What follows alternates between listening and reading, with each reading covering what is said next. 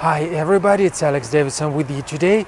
A very quick walk through business immigration programs. Because we're asked from time to time, like, what is the best immigration program? What is the best business immigration program? Which one should I use in my particular circumstances? Of course, it's not possible to discuss everyone's case like in about 2-3 minutes of this video, but what I would try to do is just to give you a quick idea of like how business immigration to Canada works or how many business programs are there. So all in all, if we break business into several categories, business immigration into several categories, the easiest one in terms of application would probably be investor program. In essence, investor means I got a ton of money. By saying ton of money, I usually mean like several millions dollars, and I'm ready to give a chunk of this money to Canadian government for X amount of time in exchange for a chance to get permanent residency in Canada. So the government would, depending on the program, give me all this money back without interest, of course, right? It's not an investment opportunity, it's an investor program. So the government would pay me those money back, usually in about 5 years. In exchange, here's your permanent residency, which you will probably get, of course, earlier than 5 years. Program number 2, or option number 2, entrepreneurs. That's individuals who already have business in their home country, small or medium-sized business, and not necessarily you get millions and millions of dollars, right? I mean, this world is big, this world is huge, it's different. In some countries, you might be very well off, but putting it into absolute dollar amounts, it's not that much. So say hundreds of thousands of Canadian dollars. So that are the people who potentially would come in, open business in Canada or buy a business in Canada, something small. Usually we're talking about 200,000-300,000 Canadian dollars.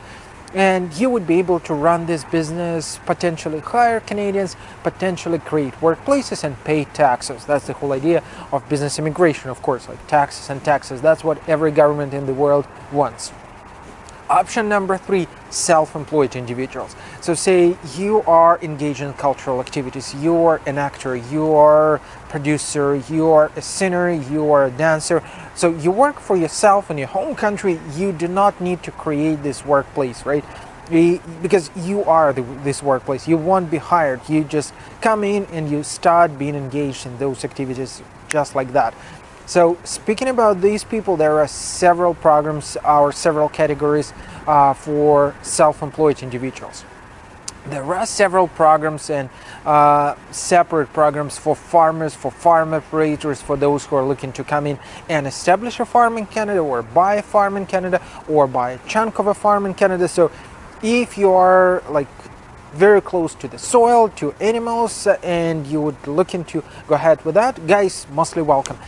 Canadian agricultural sector is waiting for you, so there are several separate programs for those individuals, and there are actually programs for those who are looking to establish something new. So if you got a wonderful business project, right, if you're ready to go with the modern world startup, personally I hate it.